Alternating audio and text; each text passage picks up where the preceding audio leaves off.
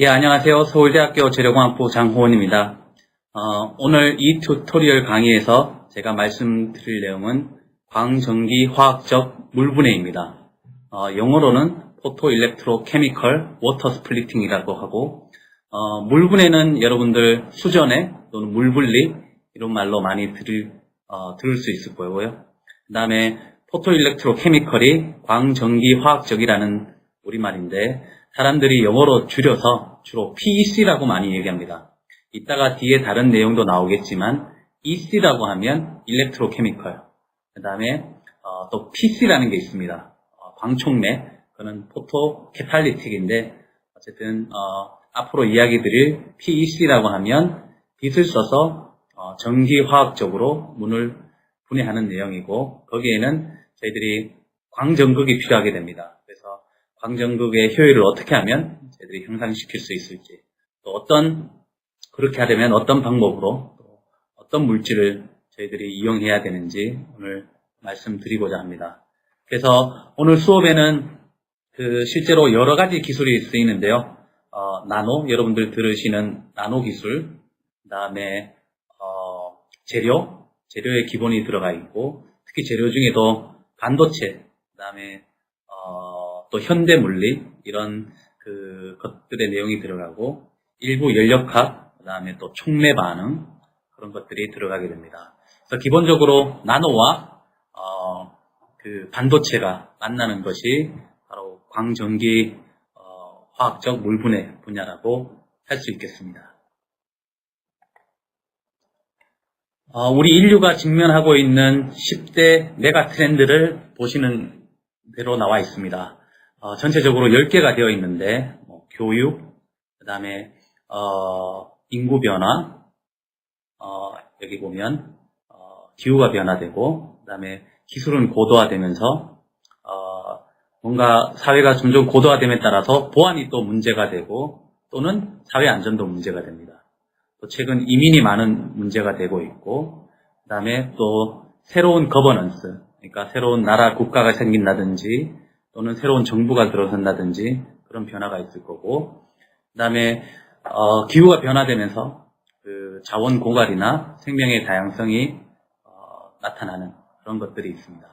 그리고 건강 아주 중요한 문제이고, 결국 초고속화 사회가 되면서 전체 지구는 점점 더 글로벌화되어서 이동이나 또는 정보가 되게 쉽게 주고받을 수 있는 그런 사회가 되겠습니다. 그래서 이런 10대 메가 트렌드는 저 같은 한 사람이 해결할 수 있는 것도 아니고, 또는 우리 나라만 해결할 수 있는 게 아니라 전 세계적으로 다 직면한 문제이고 모두가 관심을 가져야 됩니다.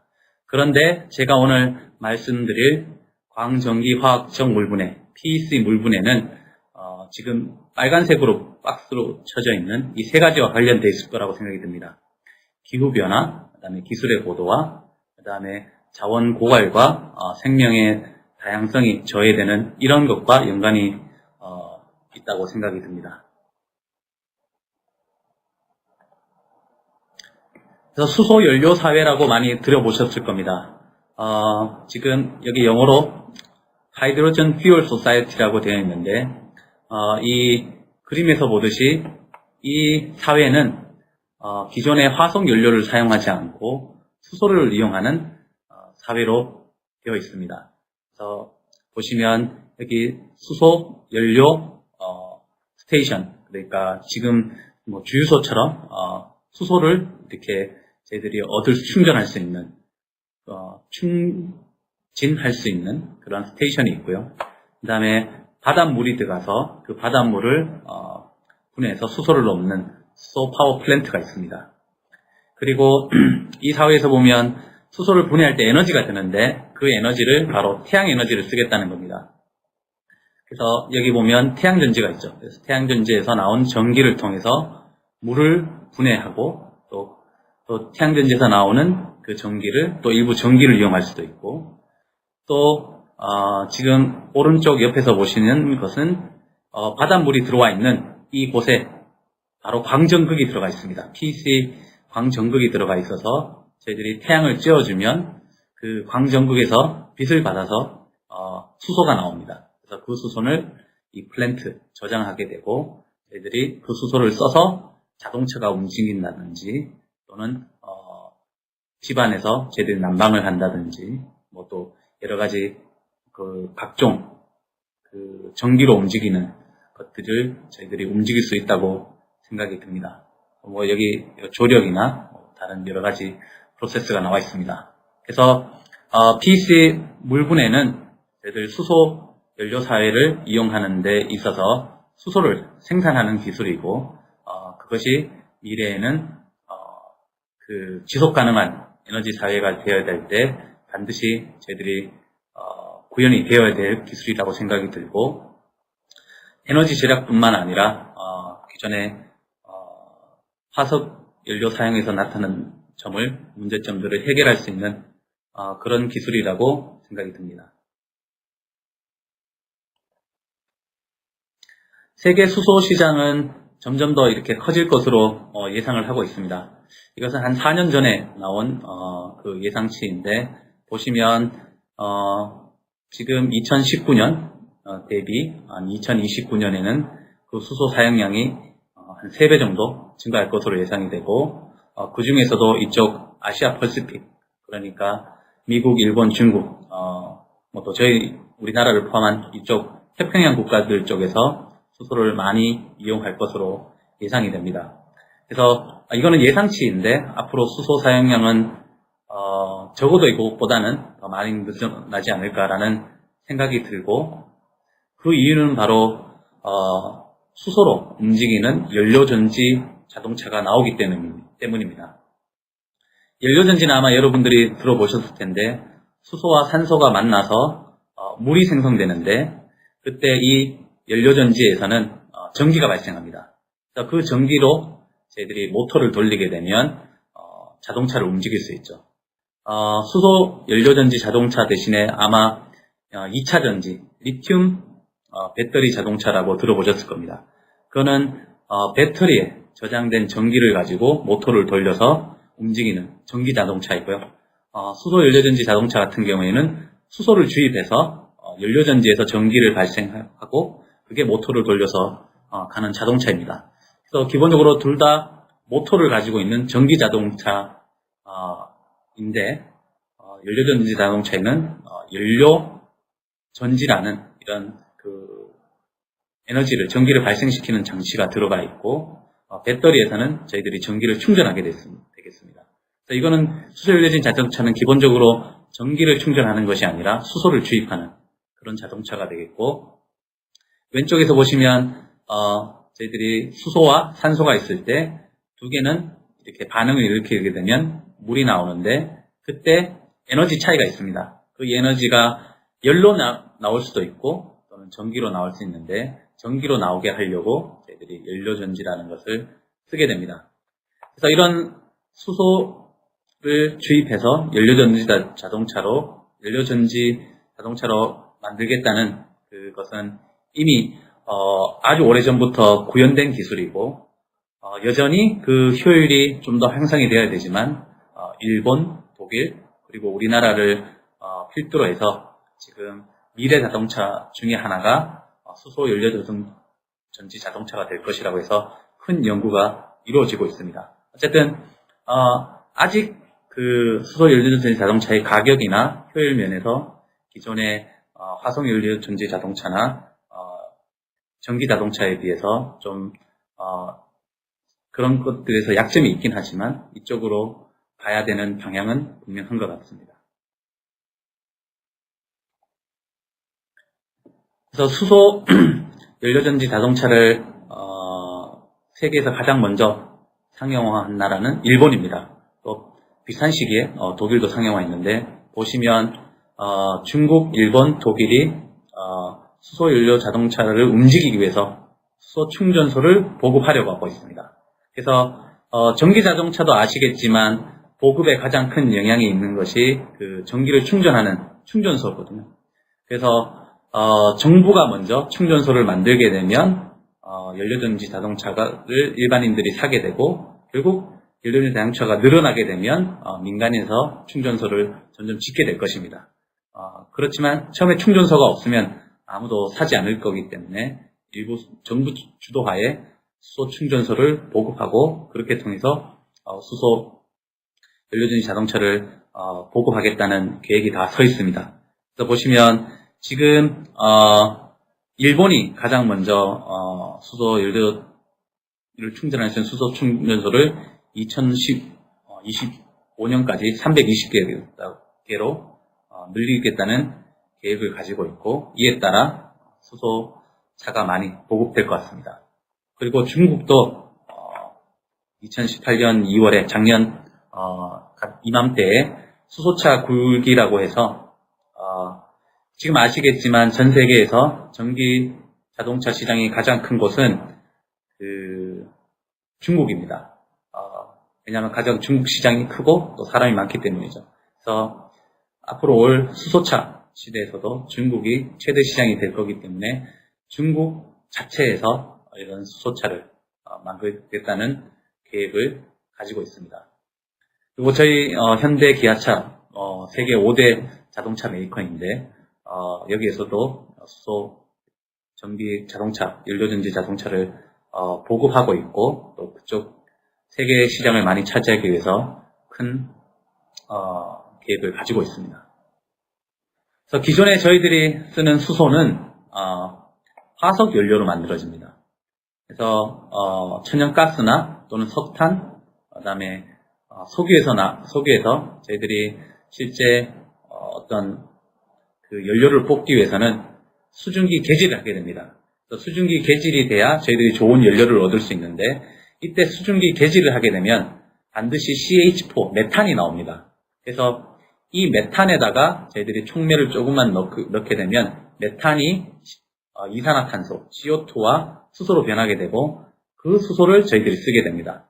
그래서 이 수증기 개질법은 아주 효율도 좋고 그 다음에 기존에 저희들이 화석 연료를 이용할 때 반드시 그런 메탄이 나오기 때문에 그 메탄에서 쉽게 수소를 얻을 수 있습니다. 그래서 기존에 쓰는 수소에서 한 그 정도의 96%는 다 이 수증기 개질법에 의해서 만들어지죠. 근데 이미 아셨다시피 수소를 만들 때 이산화탄소 발생이 있습니다. 그래서 수소는 모든 사람들이 이야기하듯이 청정에너지입니다. 수소를 태우면 물만 나오니까 환경에 오염이 없죠. 그렇지만 실제 그 수소를 만들 때 저희들이 다 이미 이산탄소를 내뿜고 있기 때문에 지금 저희들이 쓰는 수소는 청정에너지원이 아닙니다. 그래서 수소가 정말로 청정에너지원이 되기 위해서는 바로 물을 분해해서 또는 물을 분리해서 저희들이 수소를 만들어야 됩니다. 그래서 이때 저희들이 수소를 만들 때 가급적이면 기존에 에너지가 필요한데 그 에너지를 그 화석 연료에서 나오는 에너지를 쓰지 않고 뭔가 신재생 에너지를 써서 수소를 만들어 보자 하고 많은 사람들이 이제 기술을 개발하고자 하고 있습니다. 그래서 이때 여전히 문제가 있습니다. 기존의 수증기 개질법은 단가가 낮습니다. 그에 반해 이 물을 분해하는 법은 매우 청정한 프로세스이지만 상대적으로 단가가 높아서 아직 시장적인 측면에서 그 경쟁력이 많이 낮다는 단점이 있습니다. 그래서 저희들이 보다 좋은 기술을 개발해서 이 물을 분해해서 수소를 얻는 그런 사회를 구현하는 것이 바람직하다고 보고 있고 그 사회를 구현하기 위해 많은 연구를 하고 있습니다. 그래서 저희들이 물을 분해할 때 드는 에너지를 쓰고자 하는 것이 에너지가 필요한데 그 에너지를 바로 태양광을 쓰고자 합니다. 그래서 이 수업의 강의의 제목이 태양광 물분해입니다. 그래서 태양광을 이용해서 물을 분해하겠다는 것이고 물을 분해할 때 드는 에너지가 필요하기 때문에 태양 에너지를 이용하겠다는 것입니다. 잘 아시겠지만 우리 지구상에서 보면 현재 전 세계 전기 에너지 소비량이 지금은 한 18테라와트입니다. 와트는 잘 아시죠? 1초당 사용하는 줄, 1줄 per second이 와트인데 지금 전 세계 전기 에너지 소비량이 18테라와트입니다. 그런데 우리 지표면에 도달하는 그 태양 에너지 양이 그보다 훨씬 더 많죠. 그래서 단 1%만 사용해도 벌써 여기서 1%이면 약 1000테라와트이면 이미 저희들 전기 소비량보다 훨씬 많죠. 그래서 태양광의 1%만 저희들이 전기로만 잘 이용한다 그러면 또는 전기에 대응할 수 있는 에너지로만 이용할 수 있어도 저희들이 충분히 전 세계 에너지 소비량을 다 충족시킬 수 있습니다. 그래서 거의 무한하다고 할 수 있는 이 태양광을 이용해서 저희들이 물을 분해하고 거기서 얻는 수소로 저희들이 미래의 수소 연료 사회를 구현하고자 합니다. 그래서 잠시 말씀드리면 태양광하고 태양열을 여러분들이 혼용해서 사용하고 있는데 태양광은 빛을 통해서 전기를 만들었을 때 저희들이 태양광 발전이라고 하고 태양열 같은 경우에 실제로 태양열 발전이 있습니다. 이거는 돋보기에서 빛을 모아서 돋보기에서 나오는 그 빛이 모였을 때 열이 나거든요. 그 열을 이용해서 물을 끓이고 그게 끓인 물이 터빈을 돌리게 되면 전기가 발생하는데 그것은 이제 태양열 발전이라고 하고 저희들이 여러분들이 흔히 보시는 태양전지를 이용한 것은 태양광 발전입니다. 그래서 혼용해서 쓰시면 안 되고 앞으로 여러분들이 보시는 것은 모두 다 태양광에 대한 것이고 열을 이용하지 않습니다. 그리고 우리나라는 상대적으로 그 그 빛의 양 조사량이 낮기 때문에 태양열 발전이 좋을 수 없습니다. 우리나라에서. 그래서 우리나라에서는 태양열 발전을 하지 않습니다. 그래서 모두 다 태양광 발전을 하고 태양전지는 태양광을 이용한 것이고 그 다음에 PEC는 태양광을 이용해서 물을 분해하는 것입니다. 그래서 PEC를 이용하기 위해서 여러분들이 좀 알아두셔야 될 몇 가지 그 물리적인 그 이론이 있습니다. 먼저 반도체를 아셔야 되는데요. 반도체를 이용하시려 그러면 밴드갭을 알아야 됩니다. 그래서 여기 밴드갭이라고 적어놨습니다. 우리말로 좋은 말이 없어서 그냥 밴드갭이라고 부르는 게 좋을 것 같습니다. 모든 물질에는 여러분들이 아시는 모든 물질에는 그 물질 내에 컨덕션 밴드, 밸런스 밴드가 있습니다. 우리말로 전도대, 가전자대가 있습니다. 근데 컨덕션 밴드에는 이렇게 전자가 이렇게 이 컨덕션 밴드에 존재를 하게 되면 이 전자가 움직이게 되고 그래서 그 전자가 움직이면 전류가 흐르게 되는 거죠. 그런데 우리가 흔히 부르는 부도체 같은 경우에는 이 밴드갭이 EG인데 밴드갭이 4 일렉트론 볼트. 일렉트론 볼트는 에너지의 단위입니다. 4 일렉트론 볼트로 큽니다. 그리고 도체 같은 경우 여러분들이 잘 아시는 구리, 철, 은, 금 보통 우리가 말하는 금속은 도체인데 그것은 밴드갭이 없습니다. 여기서 보시면 전도대와 가전자대가 만나고 있죠. 그래서 밴드갭이 없는 대신에 반도체 같은 경우에는 밴드갭이 있습니다. 밴드갭이 있는데 부도체보다는 밴드갭이 좀 작고 그 다음에 도체보다는 밴드갭이 큽니다. 그래서 흔히 여러분들이 잘 아시는 실리콘 같은 경우에는 이 밴드갭이 1.1 일렉트론 볼트가 되겠습니다. 오른쪽 그림에 보시면 이게 지금 일렉트론 볼트와 파장을 잘 연결해놨는데요. 빛에는 여러 가지 파장이 있습니다. 여러분 아시는 X선, 그 다음에 마이크로웨이브, 그 다음에 테라헤르츠, 그런 것들은 다 주파수대로 나눈 거죠. 근데 그것을 다시 파장으로 나누어 보면 우리 눈에는 약 한 400나노미터부터 파장이 700나노미터인 빛만 보입니다. 그래서 우리가 그거를 가시광선이라고 하죠. 그래서 400나노미터는 보라색, 여기 보시면 700나노미터 부분은 빨간색. 그래서 우리 눈은 빛의 파장이 400나노부터 700나노까지 정도만 우리 눈이 볼 수 있습니다. 그래서 그걸 일렉트론 볼트로 환산을 하면 약 한 3.2 일렉트론 볼트부터 약 한 1.8 일렉트론 볼트까지, 이 정도까지가 저희들이 가시광선이라고 할 수 있습니다. 그래서 잘 아시겠지만 태양에서 오는 빛은 대부분 과시광선입니다.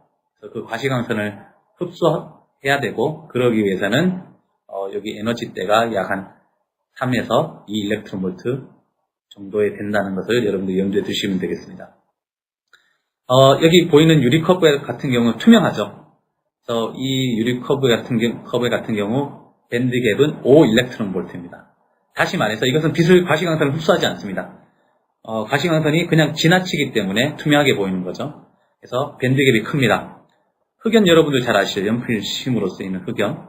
이 흑연은 도체입니다. 까맣게 보이죠? 모든 과시광선을 흡수하기 때문에 까맣게 보입니다. 그리고 밴드갭은 0입니다. 그 다음에 산화철 같은 경우에는 우리 녹이라고 할 수 있는데, 철이 녹슬면 되는 가루가 바로 산화철인데 빨간색이죠. 이미 예상하셨겠지만 이 산화철의 밴드갭은 2 일렉트론 볼트입니다. 그래서 이 말은 왜 빨간색이냐 하면 나머지 빛은 다 흡수를 하게 되고, 빨간빛하고 빨간빛보다 좀 더 파장이 긴 것을 이것이 반사하기 때문에 이렇게 빨간색으로 보이는 겁니다. 그리고 이따가 많이 말씀드릴 실리콘 같은 경우에는 여러분들 아마 실리콘, 이게 웨이퍼라고 하는데 기판을 보게 되면 좀 회색에 가깝습니다. 이거는 대부분의 빛을 흡수하는데 흑연만큼 까맣진 않죠. 그래서 밴드갭이 1.1이라서 거의 과시광선의 대부분을 흡수할 수 있습니다. 그렇지만 완벽히 100% 다 흡수하지는 않기 때문에 까맣게 보이지는 않습니다. 일부 반사를 합니다. 그래서 우리 가시광선이라고 하면 밴드갭이 3에서 2 일렉트론 볼트 정도다라고 생각하시면 되겠습니다. 또 하나 알아두셔야 될 것이, 이런 반도체에다가 저희들이 빛을 쬐어주면 여기 보시면 인스턴트 포톤이 있죠. 그래서 빛은 광자로 이루어져 있습니다. 포톤이라는 것으로 이루어지는데, 광자 하나가 이 반도체에 흡수되면 가전자대에 있던 전자가 전도대로 이렇게 역이 됩니다. 그렇게 되면 이 전자가 빈자리가 생기죠. 여기 잘못 써 있습니다. 전공입니다. 전공. 전자가 발생되죠.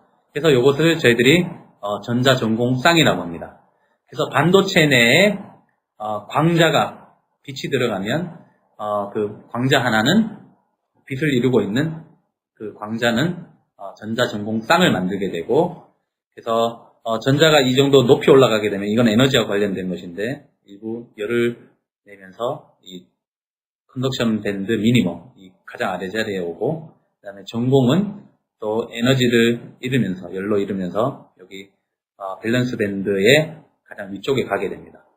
그래서 이렇게 빛을 흡수하면 전자전공의 쌍이 생성됩니다.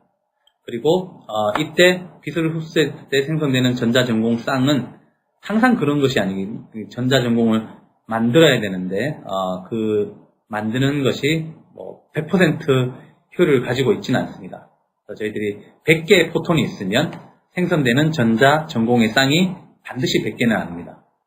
그래서 빛의 흡수와 또 이렇게 생성되는 것을 저희들이 잘 알아야 되는데, 그것은 그 물질이 어떤 냐에 달려 있고, 그렇지만 여러분들이 반드시 알아둘 것은 반도체에서 빛을 흡수하게 되면 그 물질 내에 전자전공이 생성된다는 것을 알아두시면 되겠습니다. 그래서 광전기 화학적 물분해, PEC 물분해는 보시면 저희들이 전극이 반드시 2개가 있습니다. 그래서 빛을 쬐어주는데 저희들이 산소가 발생하는 에노드, 양전극에 쬐어줄 수 있고요. 또는 수소가 발생하는 캐소드에 쬐어줄 수도 있습니다. 지금은 에노드 쪽에만 빛을 쬐어줬죠. 그래서 이거를 저희들이 포토 에노드 또는 광양전극이라고 합니다. 그래서 수소가 발생하는 반응은 HAR이라고 저희들이 많이 이야기하고 영어로, 그 다음에 산소가 발생하는 반응은 OER이라고 합니다. 그래서 이쪽 산소가 발생하는 거에 저희들이 지금 빛을 쬐어주고 있죠. 그 다음에 그랬을 때 옆에 지금 밴드, 이게 여러분들 밴드 다이어그램이라고 합니다. 아까 보셨던, 좀 전에 보셨던 여기 밴드 갭 여기 있죠. 그 밴드 갭이 지금은 노란색으로 표시되어 있습니다. 그래서 이 반도체의 경우에 아까 제가 설명드렸다시피 이 함유, 이게 포톤인데, 포톤이 오면, 광자가 오면 H 플러스 전공입니다. E 마이너스 전자입니다. 전자 전공이 이렇게 생성이 되고, 반도체는 표면에서 이렇게 밴드가 휘어집니다. 밴드 힘이라고 하는데, 밴드 힘이 있고, 전자는 점점 아래쪽으로 가려고 하고, 밴드에서 전공을 위쪽으로 가려고 하기 때문에 이 전자와 전공이 분리가 되죠. 그래서 전자 전공이 빛의 흡수에 의해서 쌍으로 되었다가 그게 분리가 되어서 전자는 여기 HER 반응에 쓰이고 전공은 OER 반응에 쓰게 됩니다. 그래서 HER, OER 반응 여러분들 보이시죠? OER 반응에는 전공이 필요하고 HER 반응에는 수소가 필요합니다. 그리고 전체 반응은 보시면 이게 깁스 프리 에너지라는 것인데 이게 플러스입니다. 에너지가 필요하다는 것이죠. 그 에너지는 결국 빛에서 나오는 에너지라고 생각하시면 되겠습니다. 그래서 태양 에너지가 흡열 반응인, 그러니까 물분해에 이용되어서 두 전극 표면에서 각각 수소와 산소가 발생하는 것이 되겠고, 이 전체 시스템을 저희들이 PC 물분해 시스템이라고 합니다. 그러면 저희들이 빛을 쬐어줄 때 에노드 쪽에, 양전극 쪽에 쬐어줄 수 있고 또는 음전극 쪽에 쬐어줄 수 있습니다.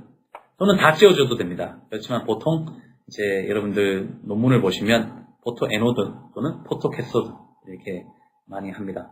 한쪽에만 빛을 쬐어주는데 이때 중요한 것이 아까 양전극에서는 OER 반응이 나타난다고 했죠. 음전극에서는 HER 반응, 수소가 만들어지고 에노드에서는 이렇게 산소가 만들어지는데 이때 가장 중요한 것이 양전극, 에노드 같은 경우에는 이 전공이 이렇게 여기가 물입니다. 물하고 이 계면으로 가고 전자가 반대쪽으로 가고 여기서는 전자가 이쪽 물로 가서 HER 반응이 일어나고 전공은 반대쪽으로 가야 되기 때문에 밴드가 이 위쪽으로 휘어져야 됩니다. 양전극.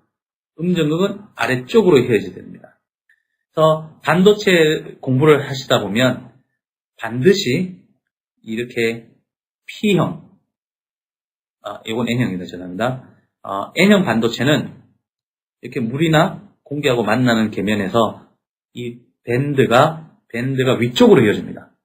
그 다음에 이쪽 P형 반도체는 아래쪽으로 휘어집니다.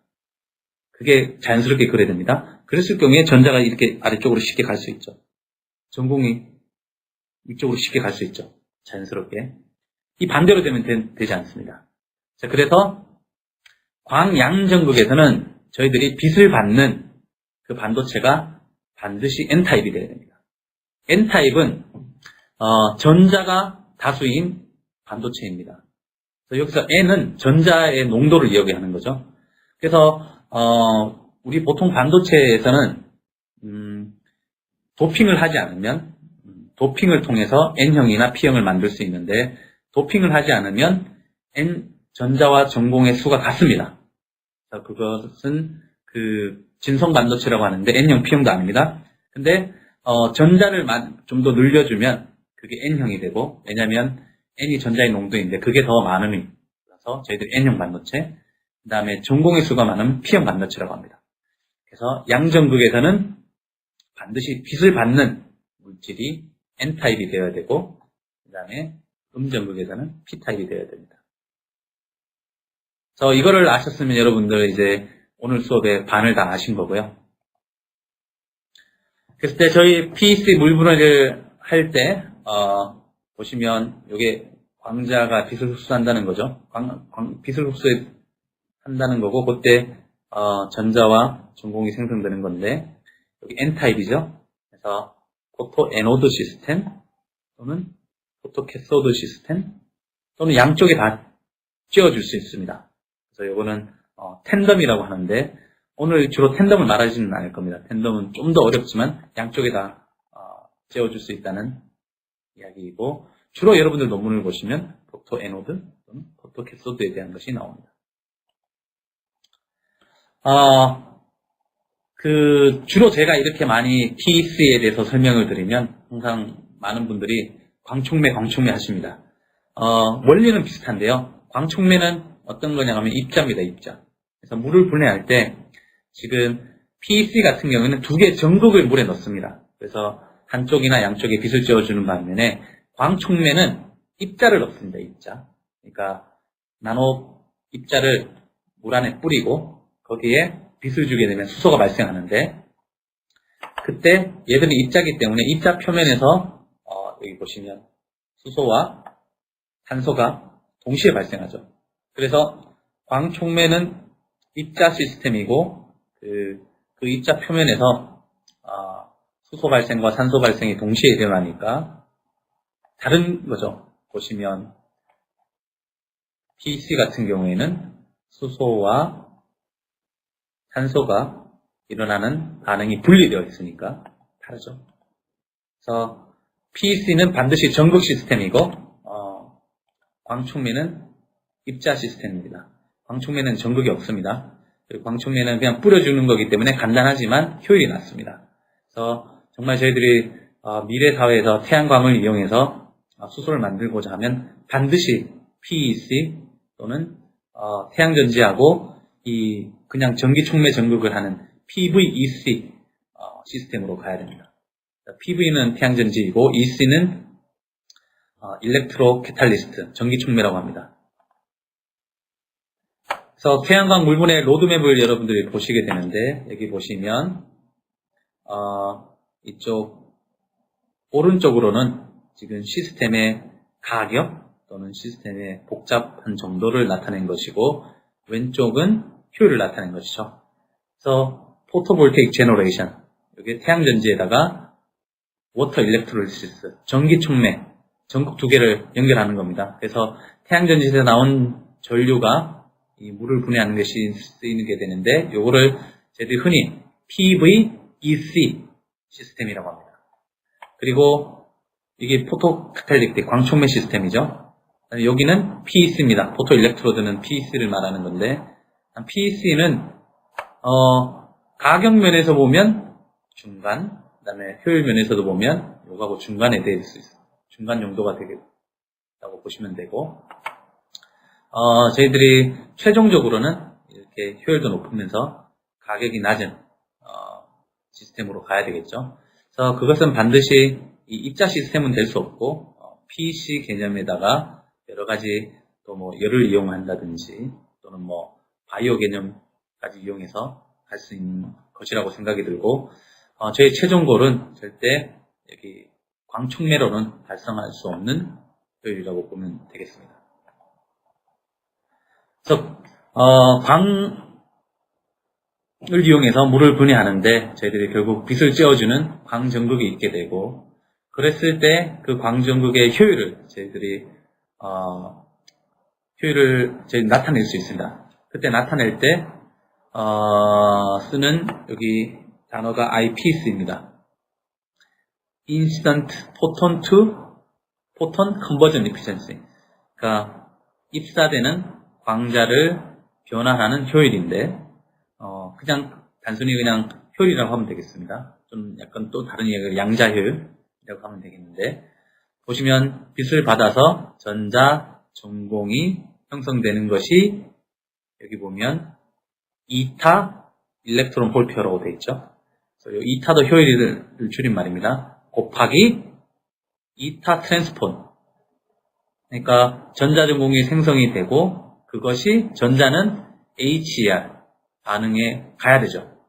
그 다음에 전공은 OER 반응에 가야 되죠.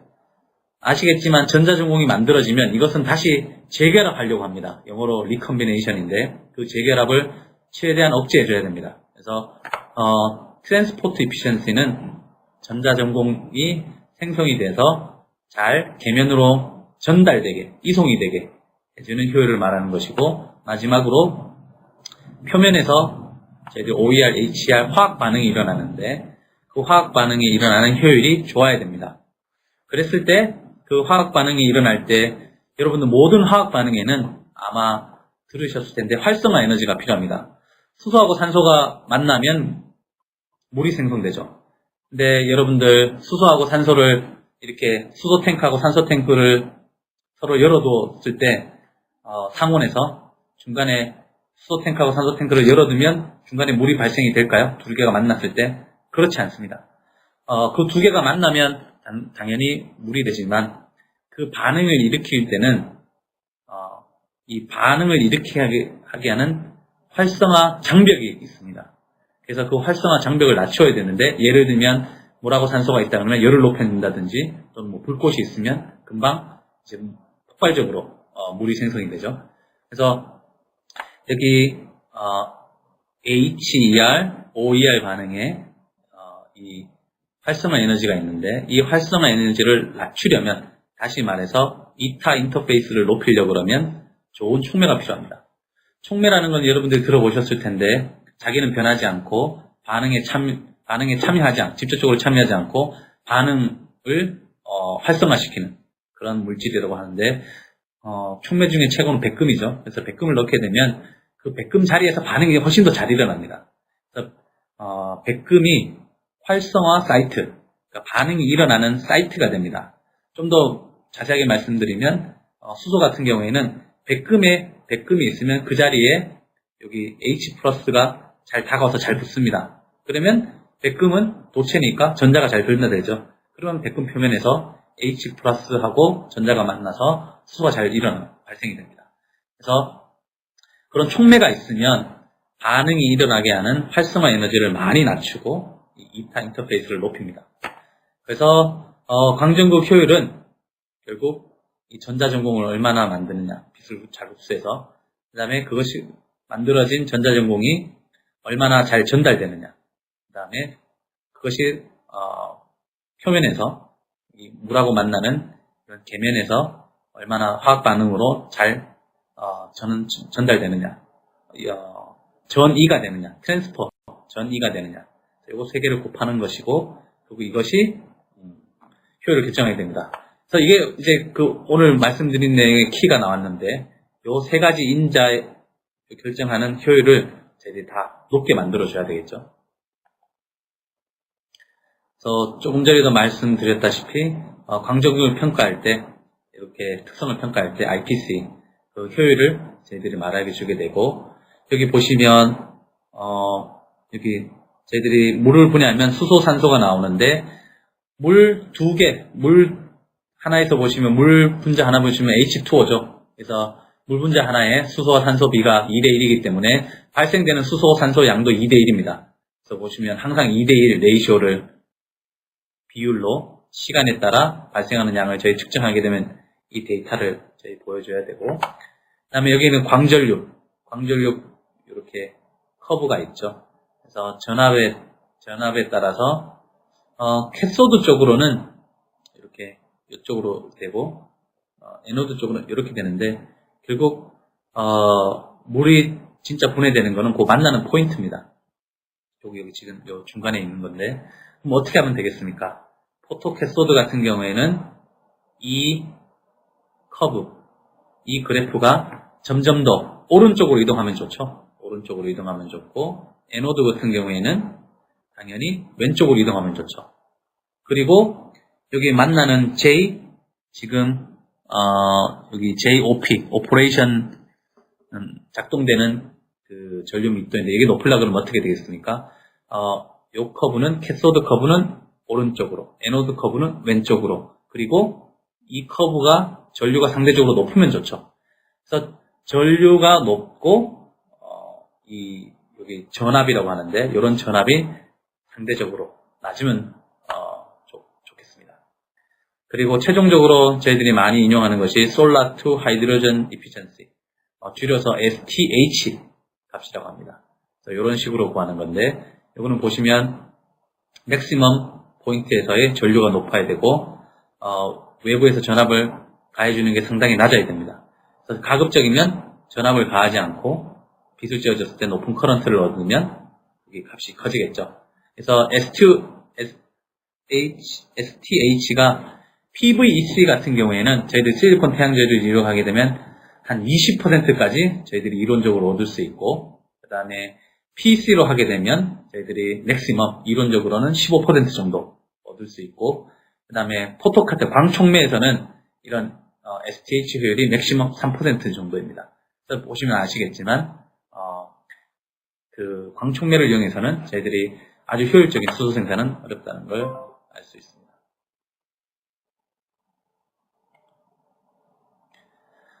이제 물질을 이야기 드릴 텐데 여기 밴드갭이 많이 표시되어 있습니다. 여기 밴드갭 에너지가 뭐 작게 표시가 되어 있죠. 그 다음에 상대적인 위치를 표시가 되어 있는데 N타입, P타입, 그 다음에 이거는 금속, 그 다음에 부도체. 그래서 보시면 여기 세마이컨덕터라고 되어 있는 거에 밴드갭을 보시면 뭐 3. 얼마, 2. 얼마, 그 다음에 실리콘은 1.1이죠. 그래서 이따가 보실 산화물들이 있는데 TiO2, 뭐 이렇게 비스무스 바나데이트 같은 경우는 밴드갭이 3.2, 2.5. 그다음에 P형 같은 경우에도 산화물도 있겠습니다만 이 산화물들이 특성이 그렇게 좋지 않습니다. 그래서 실리콘 1.1 일렉트론 볼트를 가지는 실리콘을 많이 쓰게 됩니다.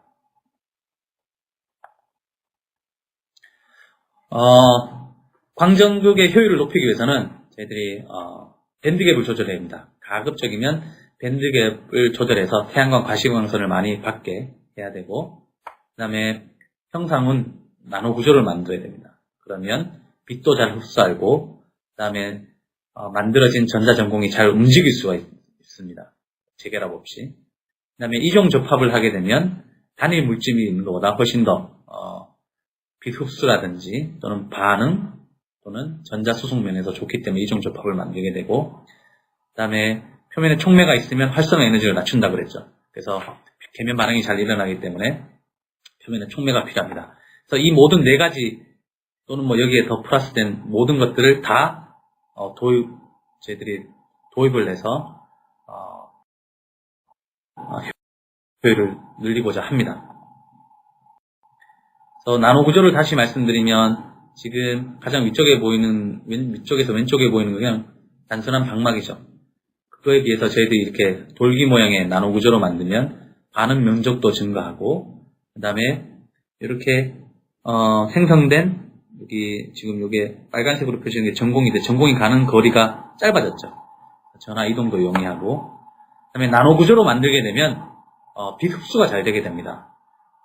이렇게 전반사가 일어날 수 있는데 여기서는 전반사가 없습니다. 빛이 훨씬 더 흡수가 잘 되기 때문에 이런 면에서 나노 구조로 만들면 그냥 방막으로 만드는 것보다 훨씬 더 장점이 있습니다.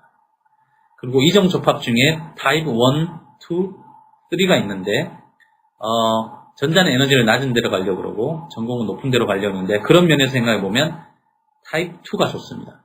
타입 2 이종 접합을 만들어야 됩니다. 두 개의 물질을 접합한 게 이종 접합이 되겠습니다. 서로 다른 물질. 그 다음에 조촉매. 그래서 표면에서 촉매를 넣게 되면 화학 반응이 잘 일어나게 되는데, 여기 보시면 요거는 OER 산소 반응에 좋은 촉매, 그 다음에 수소 반응에 좋은 촉매. 그래서 요거를 이렇게 했는데 마치 뭔가 뾰족하게 생겼죠. 요게 화산처럼 생겼다고 해서 영어로 볼케이노 커브입니다. 매우 유명한 커브인데, 보시면 위쪽에 있는 거 보시면 루시늄, 뭐 여기 PT, 이리듐, 로듐, 여기도 PT, 팔라듐, 뭐 로듐, 이리듐, 이런 것들이 다 기금속입니다. 그래서 기금속이 촉매로 좋지만 매우 비싸죠. 그래서 비금속을 쓰지 않는, 그렇지만 특성이 비금속만큼 좋은 촉매를 저희들이 만들려고 하는 게 매우 큰 연구 분야이고, 또 이 표면에 저희들이 앞으로 이따가 보여드릴 실리콘 같은 경우에는 되게 이것이 물에 취약을 합니다. 물에 오래 놔두면 빛을 쬐게 되면 물에서 녹습니다. 그래서 그런 것들을 방지하기 위해서 패시베이션 레이어, 좀 뭔가 보호층이 필요한데 그런 보호층도 저희들이 도입을 해야 되겠습니다. 그래서 요거는 포토 에노드에 대한 것인데 광전류가 높으면 좋죠. 같은 전압에서.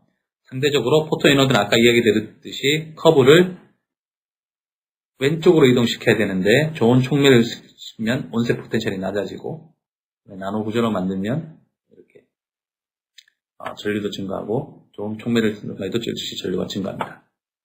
그래서 좋은 촉매를 표면에 어떻게 만들어 주어야 된다.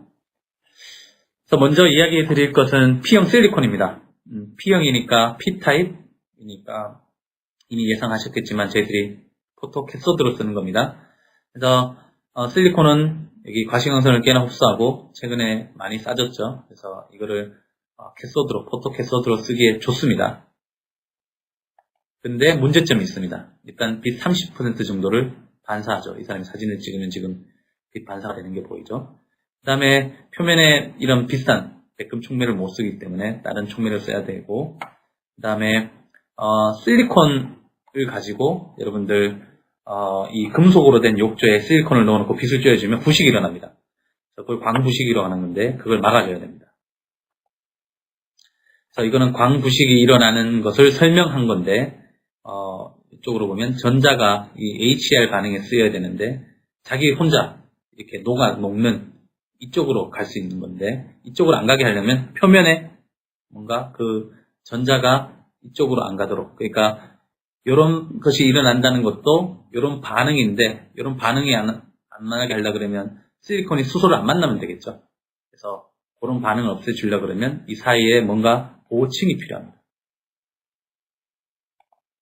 그래서 우리가 나무에서 아이디어를 얻을 수 있는데 여러분들 잘 보시면 나무가 광합성을 이렇게 엽록소에서 하죠. 엽록소는 작은 입자입니다. 녹색으로 된. 엽록소는 잎에 있는데 근데 엽록소에서 광합성이 필요하기 위해서는 물, 이산화탄소, 여러 가지 무기물이 필요하죠.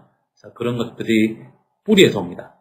뿌리에서 와서 이렇게 또 잎도 넓으면 빛을 많이 흡수하죠. 그래서 최대한 그 넓은 잎을 잘 유지하려고 잎맥도 있습니다. 그래서 잎은 보시면 이렇게 두껍지 않죠. 가벼워야 되고 두께도 한 수십 마이크로미터가 되는 이유는 그 정도면 빛을 100% 흡수합니다. 태양빛을. 그래서 여러분 아무리 찾아보셔도 투명한 잎은 없을 겁니다. 100% 빛을 흡수하기 위해서 모든 잎은 녹색이지만 반드시 불투명합니다. 그리고 잎의 단면을 잘 보시면 잎은 돌기 모양으로 되어 있습니다. 이 연잎뿐만 아니라 모든 잎은 돌기 모양으로 되어 있어서 잎은 반짝이지 않습니다. 자연계의 모든 잎은 반짝이지 않습니다. 그 이유는 빛을 잘 흡수하기 위해서입니다. 그리고 이런 광합성이 일어날 때 보시면 이쪽 뒤쪽에서 CO2, 이산화탄소가 들어가고 광합성을 통해서 나온 산소가 나오는데 이때 제가 설명드리고 싶은 것이 바로 이 표면의 왁스 큐티클층, 표면 외피층입니다. 이 외피층이 없으면 이 잎은 태양광에서 금방 마릅니다.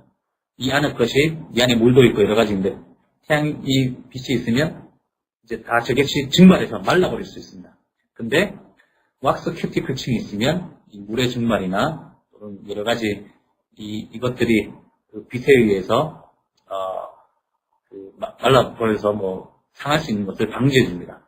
그래서 왁스 큐티클층이 일종의 보호층인데 저희들 광전구를 만들 때 이런 왁스 큐티클층 같은 것이 필요합니다. 그래서 왁스 큐티클층 여러분들 쉽게 찾아볼 수 있는데 만약에 집에서 토란을 드신다면 이렇게 어머니들이 이렇게 토란 껍질 벗길 겁니다. 약간 불투명해 보이는데 실제로 그 불투명한 게 아니라 이렇게 돌기가 있기 때문에 불투명해 보이지만 실제로는 투명한 그 보호층이 있고요. 그걸 이제 벗기는 것인데 그게 피칭이 되고 아마 고구마 줄기에도 있습니다. 그래서 저희들이 수열 합성법을 해서 이렇게 나무 막대기층처럼 생긴 테어풀 와드를 이렇게 만들었습니다. 그래서 이렇게 이슬 서리처럼 생기기도 있고 또는 풀처럼 생기기도 있는데 어쨌든 실리콘 웨이프에 저희들 와드를 만들었더니 보십시오. 그냥 베어 실리콘은 이렇게 반사가 되는데 반사가 되지 않죠. 빛을 잘 흡수한다는 것이고, 빛을 잘 흡수하고, 그다음에 광전류도 오랜 시간 동안 전혀 이렇게 저하 없이, 저런 나노로드 층이 없을 때는 처음에 전류가 많다가 금방 이렇게 저하가 되었습니다. 지금 동영상이 보이지 않는데 여기 빛을 쬐어주면 이렇게 지금 하얀 수소가 발생되는 것이 보이죠. 그런데 저런 TiO2 나노로드 층이 없으면 보시면 이렇게 상대적으로 까만 부분 있죠. 거기서는 지금 수소가 나오지 않습니다. 이미 광부식이 되었습니다. 그래서 저런 TiO2 나노로드 층이 없으면 광부식이 일어나서 좋은 광음전극을 만들 수 없었다는 것입니다. 그리고 좀 전에는 저희들 TiO2 나노라드 위에 그 플래티넘 나노 입자가 있는 그런 시스템이었는데 지금은 저희들이 전위금속 칼코진아이드 중에 MOS2를 썼습니다. MOS2는 여러분들 윤활유에 들어가는 것인데 가격이 상당히 쌉니다. 윤활유에서 까만색을 내는 것이 MOS2인데 가격이 상당히 싸고요. 성능이 백금처럼 되지 않지만 백금에 버금가도록 충분히 특성이 좋습니다. 이게 뭐가 잘못됐네요.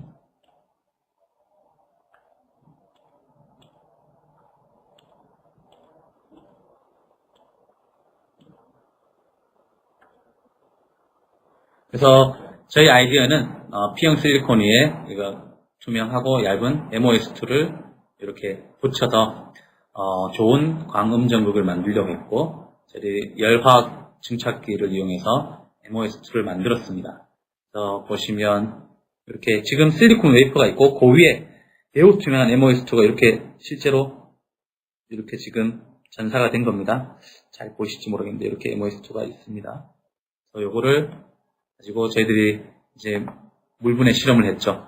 이건 음전극이기 때문에 상대적으로 오른쪽으로 이동시키는 게 좋습니다. 그래서 보시면 0.7 볼트 정도 저희들이 더 낮은 전극의 전압에서 같은 전류를 낼 수 있었다는 그만큼 효율이 좋았습니다. 매우 안정했고 그래서 MOS2는 촉매 역할도 하고 보호축 역할을 했다는 것입니다.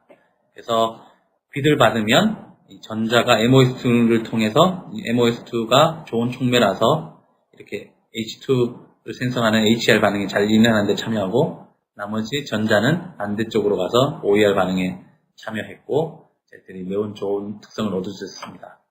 그리고 MOS2 대신에 MOP 여기 S2가 이제 P로 바뀌었습니다. 인인데 그걸 해주면 MOS2는 여러분이 잘 아시는 2차원 소재입니다.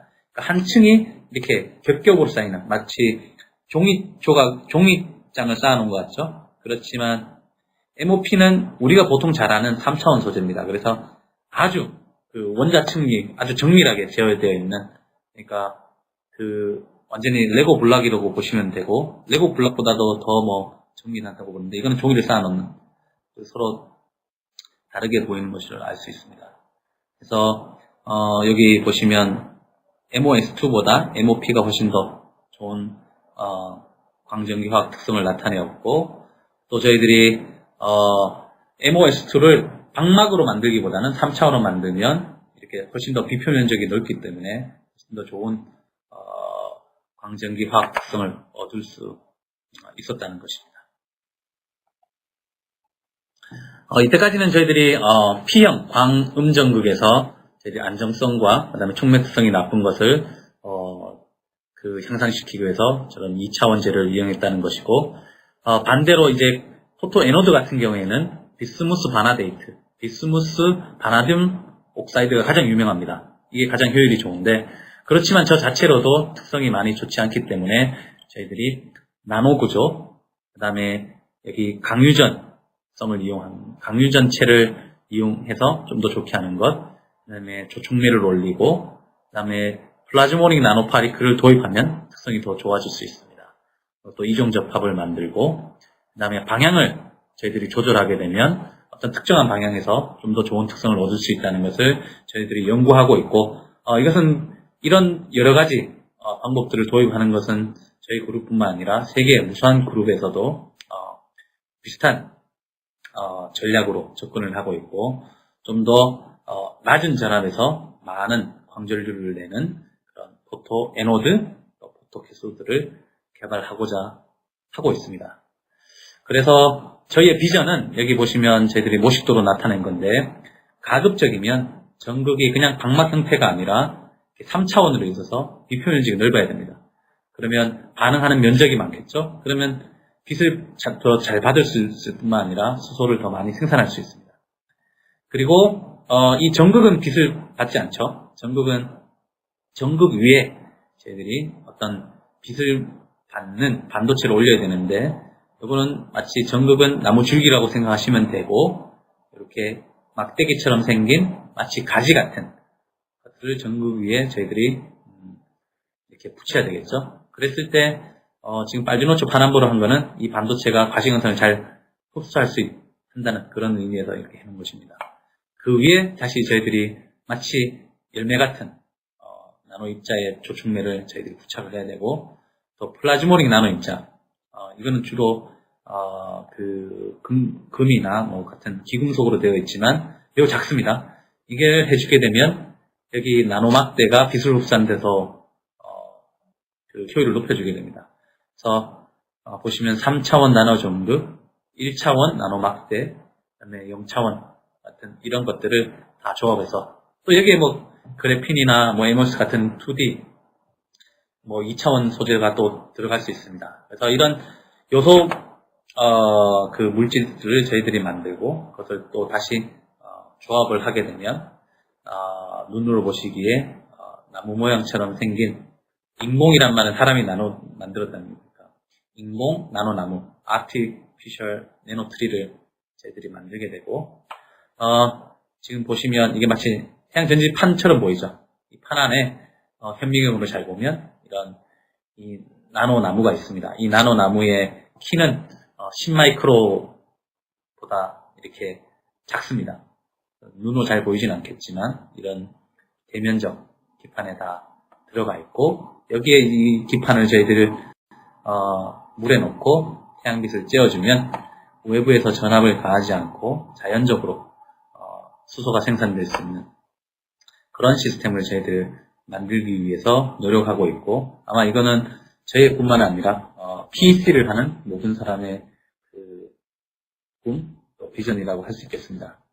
오늘 결론을 말씀드리면, 물분해 광전극, 그러니까 PEC를 하는 데는 반드시 광전극이 필요한데, 그 광전극에서는 효율이 좋기 위해서 최대한 빛을 받아서 전자전공이 잘 만들어져야 되고, 그 만들어진 전자전공이 서로 재결합 없이 이송이 잘 HOER에 전자전공이 각각 잘 참여해야 됩니다. 그래서 이런 세 가지 그 효율이 곱하기로 된다는 말은 다 좋아야 되죠.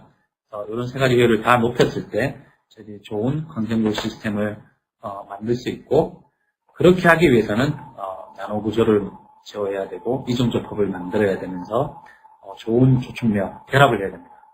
그래서 이것을 여러분들 기억해 주시면 좋을 것 같고, 이거에는 재료, 물리, 화학 모든 기술이 다 복합이 된 그 융합 기술이라고 할 수 있겠습니다.